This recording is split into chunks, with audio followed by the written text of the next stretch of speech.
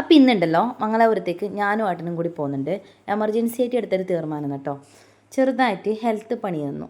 അപ്പോൾ ഹെൽത്തിന് എന്തെങ്കിലും റിപ്പയർ ചെയ്യണ്ടേ, അപ്പോൾ ചെറിയൊരു ചെക്കപ്പും കാര്യമൊക്കെ വേണം. അങ്ങനെ രാവിലെ 8:05 തന്നെ വീട്ടിൽ നിന്ന് ഇറങ്ങി. കുട്ടികളെ രണ്ടാളും സ്കൂളിലേക്ക് പോകേണ്ട എല്ലാ കാര്യങ്ങളും ചെയ്തു കൊടുത്തിട്ടാണ് വന്നത്. സമയമാകുമ്പോൾ അവർ പോയിക്കോളും. അങ്ങനെ നേരെ ട്രെയിനിൽ കയറി. പഴയങ്ങാടി നിന്ന് ട്രെയിനിൽ കയറിയത് മംഗലാപുരം സെൻട്രൽ ജംഗ്ഷനിലെത്തി. അപ്പോൾ ഇവിടെ ഉണ്ടായ വലിയൊരു ടാസ്ക് എന്ന് പറയുന്നത് എക്സലേറ്ററിൽ ഇറങ്ങാനുണ്ടായിരുന്നു. ആ സമയത്ത് ഫോൺ പോലും എനിക്ക് പിടിക്കാൻ പറ്റിയിട്ട് അത്രയ്ക്കും പേടിയാണ്. എൻ്റെ ലൈഫിൽ ഞാൻ ആദ്യമായിട്ടാണ് എക്സലേറ്ററിൽ കയറുന്നത്.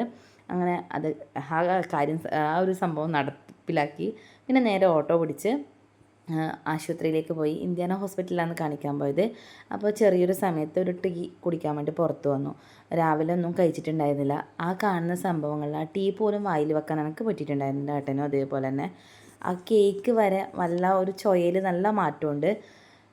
അപ്പോൾ അതും അവിടെ വെച്ചിട്ട് വന്നു. പിന്നെ നേരെ ഡോക്ടർ അപ്പോയിൻമെൻ്റ് എടുത്തു. ഡോക്ടറെ കാണിച്ചു. അത് കഴിഞ്ഞ് തിരിച്ച് വരുമ്പോഴാണ് ഈ ഒരു നൊങ്ങ് കണ്ടത്. നൊങ്ങ് എനിക്ക് ഇഷ്ടമുള്ള സംഭവം എന്നാണ്. ഏട്ടനും ഇത് ആദ്യമായിട്ട് കഴിക്കുന്നതെന്ന് പറഞ്ഞിട്ട് അങ്ങനെ അത് വാങ്ങി. നല്ല ടേസ്റ്റ് ഉണ്ടായിരുന്നു കേട്ടോ. ആകെക്കൂടി ഞാൻ ആസ്വദിച്ച് ഇന്ന് കഴിച്ച ഭക്ഷണം ഇതായിരുന്നു. പിന്നെ നേരെ പുറത്ത് വേറൊരു മരുന്ന് പുറത്തേക്ക് വാങ്ങാൻ വേണ്ടിയിട്ട് അവർ തന്നിട്ടുണ്ടായിരുന്നു. അങ്ങനെ പുറത്ത് മെഡിക്കൽ ഷോപ്പിൽ പോയിട്ട് മരുന്ന് വെയിറ്റ് ചെയ്യുന്നത്, അതൊന്ന് അവർക്ക് വേറെ സ്ഥലത്ത് നിന്ന് പറഞ്ഞു കൊണ്ടരണം. ആ മരുന്നിന് കുറച്ച് ഡിമാൻഡ് ഉണ്ട്. അങ്ങനെ അവർ വരുന്ന സമയത്ത് നമ്മൾ അവിടെ മെഡിക്കൽ ഷോപ്പിൻ്റെ പുറത്തിരുന്ന് നൊങ്ങ് തിന്നുന്ന ആ ഒരു ദൃശ്യമാണ് ഗൈസ് നിങ്ങളിവിടെ ഇത് കാണുന്നത്. ഇങ്ങനെ മുടി ചെയ്തേ പിന്നെ എൻ്റെ മെയിൻ ഹോബി 2 സൈഡ് ഇങ്ങനെ വലിക്കുന്നതാണ്. അങ്ങനെ നല്ലൊരു ഭക്ഷണം കഴിക്കണം എന്നുള്ളൊരു ഇതുണ്ട്. നല്ല വിഷമമുണ്ട്, കാരണം ഒന്നും കഴിക്കാൻ പറ്റിയിട്ടില്ലല്ലോ. അപ്പോൾ അവിടുത്തെ ഒരു ഓട്ടോക്കാരനോട് ചോദിച്ചിട്ടാകുമ്പോൾ അവർ പറഞ്ഞു ഒരു കേരള ഹോട്ടലുണ്ട്, അപ്പോൾ അവിടെ പോയിട്ട് കഴിച്ചോന്ന്. കേരള ഹോട്ടൽ കുഴപ്പമില്ല, ഞങ്ങൾ കഴിച്ചതിൽ വെച്ചിട്ട് ഏറ്റവും ബെറ്റർ തന്നെയായിരുന്നു.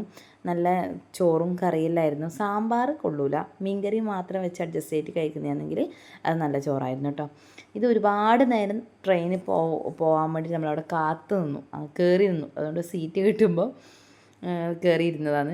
ഏട്ടനോട് ഞാൻ ചോദിക്കുന്നത്, ഏട്ടൻ എന്തേ ഇത്രയും സൈലൻ്റായിട്ട് നിൽക്കുന്നതെന്ന്. അപ്പോൾ ഇങ്ങനത്തെ സാഹചര്യങ്ങൾ വന്നാൽ നമ്മൾ എന്തും തരണം ചെയ്യണമല്ലോ. അപ്പോൾ ആ ഒരു മറുപടിയാണ് ഏട്ടൻ്റെ നിന്ന് കിട്ടിയത്. ഞാൻ ഇപ്പോൾ കേട്ടോ ഗൈസ് കണ്ടത്, എൻ്റെ ഈ മുഖത്ത് ഒരു കുരു ഇങ്ങനെ എടുത്ത് നിൽക്കുന്നുണ്ട്. കഷ്ടം. അങ്ങനെ നേരെ പഴയങ്ങാടിയിലെത്തി. പഴയങ്ങാടിയിൽ ഏട്ടൻ്റെ വണ്ടി വെച്ചിട്ടുണ്ടായിരുന്നു. അങ്ങനെ ഏട്ടൻ്റെ വണ്ടി എടുക്കാൻ വേണ്ടി പോയി. രാവിലെ ഇവിടുന്ന് ഈ വണ്ടി വെക്കുന്ന സമയത്ത് നമ്മൾ അവിടെ മുത്തപ്പം കണ്ടിട്ടുണ്ടായിരുന്നു കേട്ടോ. അതൊന്നും എടുക്കാൻ പറ്റിയിട്ടില്ല.